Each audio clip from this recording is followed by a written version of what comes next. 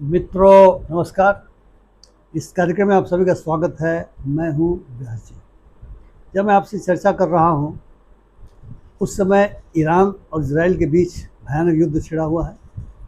Gaza में निरपराध बच्चे और महिलाएं मारी जा रही हैं।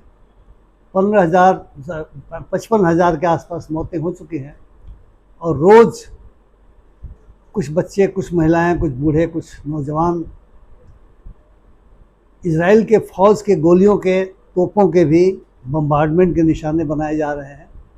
और ये वे लोग हैं जो लड़ नहीं रहे हैं, ये वे लोग हैं जो कटोरा लेकर के और जो एड सेंटर से जहाँ पे खाने का सामान बंट रहा है वहाँ पर खड़े हैं। लेकिन शायद इजराइल को लगता है कि वे उसकी फ़ौज के ऊपर हमला करने वाले हैं, इसलिए उनको मारा जा रहा है। यूनाइटेड नेशंस की असेंबली में एक प्रस्ताव पेश किया गया था कि गाज़ा में युद्ध को बंद किया जाए, सीज़ फायर हो।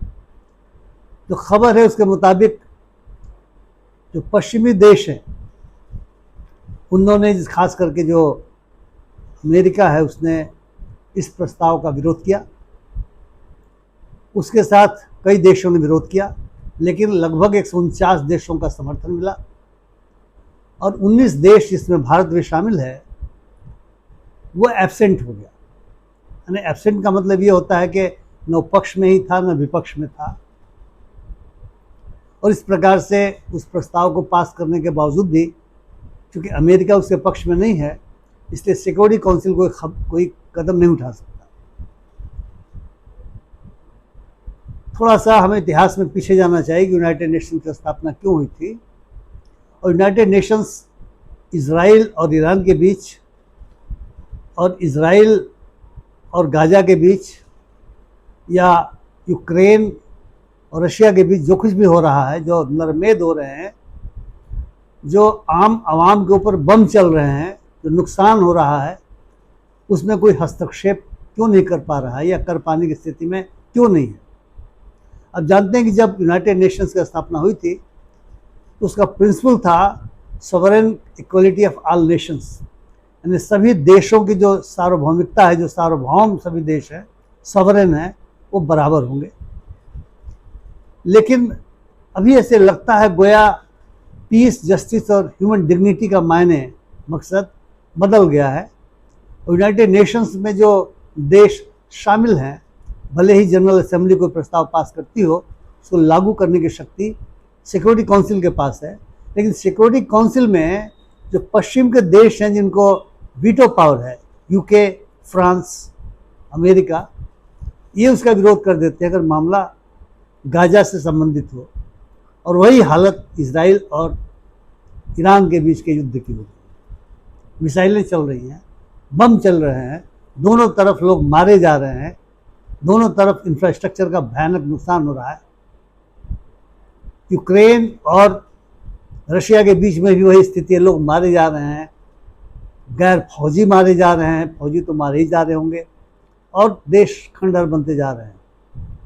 लेकिन कोई निर्णायक पहल यूनाइटेड नेशंस की ओर से नहीं हो पा रही है। ये दिखलाई दे रहा है कि दुनिया बट गई है, दो भागों में, एक तरीके से वैचारिक स्तर पर विभक्त हो गई है। जो पश्चिमी देश हैं उन्हें लगता है कि उसके जो समर्थक देश है, चाहे इजराइल हो चाहे यूक्रेन हो, सही कर रहा है। और जो दूसरे कुछ चंद लोग हैं, चंद देश हैं, उन्हें लग रहा है कि ईरान हो चाहे पैलेस्टीनियंस हो चाहे रशिया हो, सही कर रहा है। लेकिन बीच का रास्ता निकलता दिख नहीं रहा है। ऐसा दिखाई दे रहा है कि गाजा का जो नरसंहार है या इजराइल के ऊपर जो हमले हैं, इन हमलों को तटस्थ नजरिए से नहीं देख करके, न केवल अपने राष्ट्रीय हितों के चश्मे से देखा जा रहा है, अपितु कहीं न कहीं पश्चिमी देशों के द्वारा जो तर्क दिए जा रहे हैं, उन तर्कों को देखने के बाद, सुनने के बाद ये लगता है कि यह रेशियल सुपीरियरिटी का मामला तो नहीं है। अभी अमेरिका का बयान आ रहा है, या अब उसका बयान है, या जो हम लोग खबरों में सुन रहे हैं उसके मुताबिक जो बयान आ रहे हैं, कि जो ईरान के सर्वोच्च नेता हैं खमेनेई, वे कहाँ छुपे हैं ये पता है। उन्हें अभी नहीं मारा जाएगा, लेकिन जब चाहेंगे मार दिए जाएंगे। इजराइल बोल रहा है, कह रहा है, और बाकायदा उनके स्टेटमेंट्स आए हैं, उनके टेलीविज़न पे आए हैं कि वो रिजीम चेंज करना चाहते हैं। वो कैसी सरकार वहाँ चाहते हैं तो सरकार उनकी मदद करे। और पश्चिमी देश कह रहे हैं कि इजराइल को ऐसा करने का हक है। उसको प्री एम्प्शन का नाम दे रहे हैं। ये प्री एम्प्टिव स्ट्राइक है।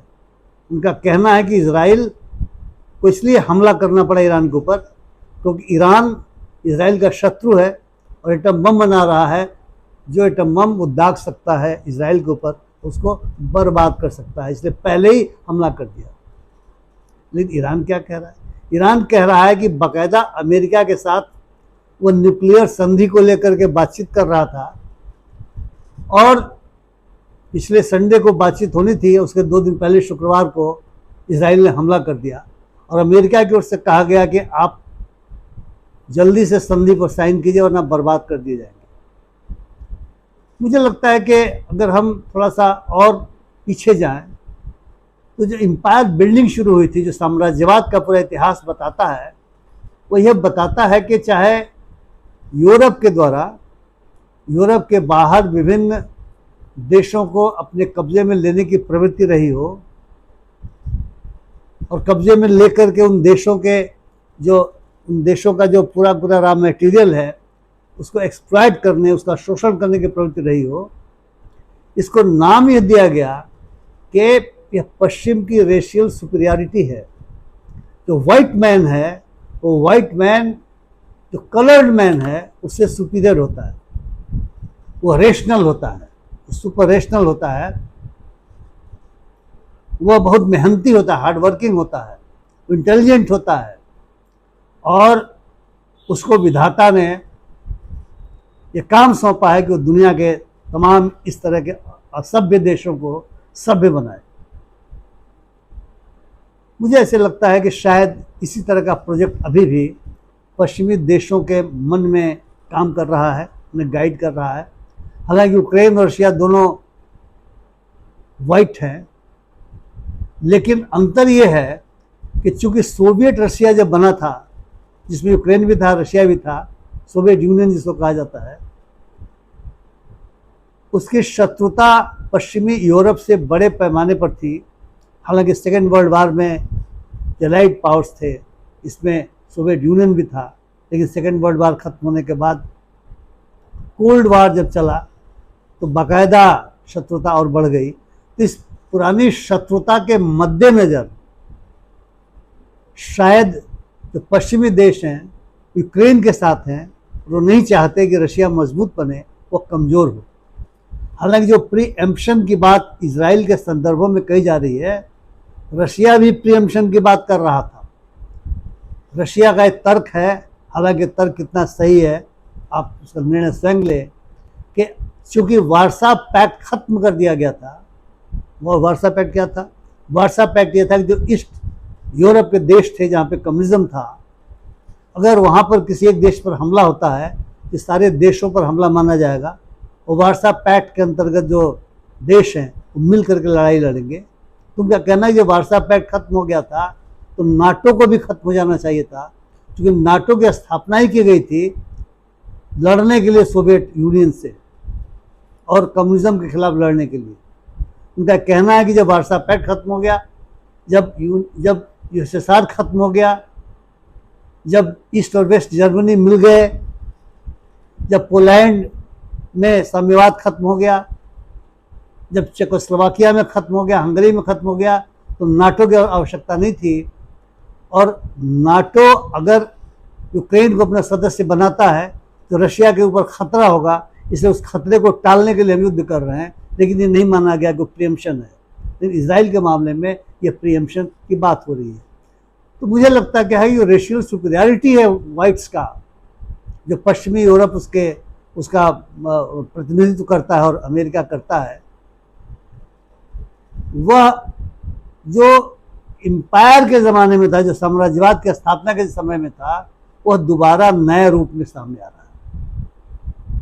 मुझे रुडयार्ड किपलिंग की कुछ चंद लाइनें याद आ रही हैं, वाइट मैन्स बर्डन, जो बताती हैं कि किस प्रकार से जो वाइट मैन है अपने को सुपीरियर समझ करके और ये अपना कर्तव्य मानता था कि हम असभ्य देशों को सभ्य बनाए। उनकी नज़र में जो कलर्ड पॉपुलेशन जहाँ रहती थी वो असभ्य है।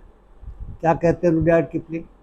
Take up the white man's burden, send forth the best ye breed, go bind your sons to exile, to serve your captives' need, to wait in heavy harness, unfettered flock and wild, your new caught sullen peoples, half devil and half child. कहीं ऐसा तो नहीं है कि पश्चिम को लगता है कि ईरान चूंकि कलर्ड है, ईरान चूंकि वाइट पॉपुलेशन में नहीं आता, एंग्लो सैक्सन नहीं है ब्लड उसका, इसलिए ये सेवेज है, यह डेविल है, तो डेविल को सबक सिखा देना चाहिए। गाजा के लोग चूंकि वाइट्स में नहीं आते, कलर्ड में आते हैं, उनको सबक सिखा देना चाहिए। और याद कीजिए, जब इराक के ऊपर अमेरिका ने हमला किया था, यूनाइटेड नेशंस ने कोई सैंक्शन नहीं दिया था, लेकिन लीबिया पर जब हमला किया यूनाइटेड नेशंस ने सैंक्शन दिया, क्योंकि सिक्योरिटी काउंसिल में जो वीटो पावर वाले देश हैं ये सहमत हुए और ये माना गया कि चूँकि लीबिया में 2011 में सिविल वार चल रहा था और बाकायदा ह्यूमैनिटी को ख़तरा हो गया था, जिनोसाइड हो रहा था, जो शासक पार्टी है वो जिनोसाइड कर रही थी, इस पर नाटो ने हमला किया और नाटो ने हमला करके गद्दाफी को ख़त्म कर दिया। और अब लीबिया की क्या स्थिति आप समझते हैं। इराक को माना गया कि इसके पास वेपन्स ऑफ मास डिस्ट्रक्शन है, इस बहाने से ख़त्म कर दिया गया, लेकिन वेपन्स ऑफ मास डिस्ट्रक्शन नहीं मिले। और अब इराक की क्या स्थिति है आप इस बात से शायद जानते होंगे क्या स्थिति है। अब वो पहले वाली स्थिति नहीं रही, लीबिया की नहीं इराक की। लीबिया में तो बाकायदा 2015 से आईसिस जो है, जो इस्लामिक स्टेट अपने कहते हैं, उन्होंने फ़ायदा उठा करके अपने पाँव जमा लिए थे और दोबारा उन पर हमला करके उनको ख़त्म करना पड़ा। यानी पूरा का पूरा जो मध्य एशिया है और उसके आसपास के इलाके हैं, लगता है कि उसे डिस्टेबलाइज होने का ख़तरा उत्पन्न हो गया है। और चूँकि जो बड़ी शक्तियां हैं, जो पश्चिमी यूरोप और अमेरिका जैसी बड़ी शक्तियां हैं, वो जो चाहती हैं वो कर रही हैं और दुनिया चुपचाप तमाशा देख रही है। या तो वे इन पश्चिमी यूरोप और अमेरिका के साथ हैं या वो तटस्थ बने हुए हैं। नैतिक रूप से भी कई देश बोल नहीं पा रहे हैं। इसका हश्र क्या होगा? इसका हश्र ये होगा कि रुडयार्ड किपलिंग जो कह रहे हैं कि वाइट रेस है, कि वाइट रेस अपने सिविलाइजेशन को हर जगह थोप देना चाहती है, वो बाकी को इन्फीरियर समझती है। और इसका मतलब ये भी है कि जिनके पास ताकत है, जिनके पास शक्ति है, उनके लिए किसी तर्क के कोई मायने नहीं है, उनके लिए मोरालिटी का कोई मतलब नहीं है, उनके लिए पीस का कोई मतलब नहीं है। वो जस्टिस को अपनी तरह से परिभाषित करते हैं, वे ह्यूमन डिग्निटी को भी कोई मतलब नहीं उनको नहीं रखते। उनकी डिग्निटी ह्यूमन डिग्निटी है, कलर्ड पीपल की डिग्निटी ह्यूमन डिग्निटी नहीं है। इस प्रकार से नया विश्व बनाया जा रहा है, वर्ल्ड ऑर्डर बनाया जा रहा है, उसमें तो बड़े खतरे दिखाई दे रहे हैं।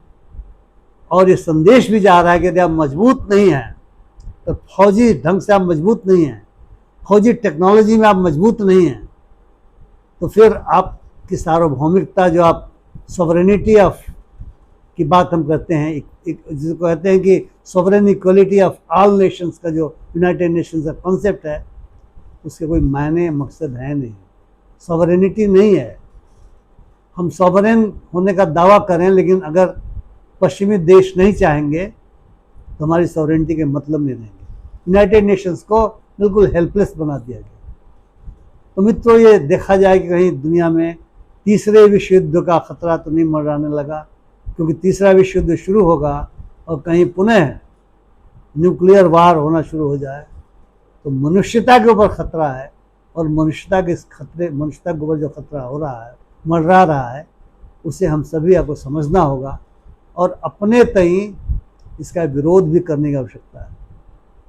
चाहे हम जहाँ भी हों, मनुष्यता यदि खत्म हो गई, ह्यूमैनिटी खत्म हो गई, तो विश्व सैवेज युग में प्रवेश कर जाएगा, एक बहुत ही असभ्य बर्बर युग में प्रवेश कर जाएगा। और माइट इज राइट का पूरा का पूरा शासन हो जाएगा।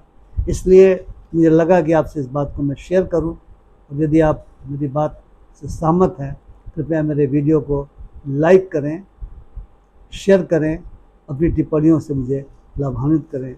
बहुत बहुत धन्यवाद। नमस्कार।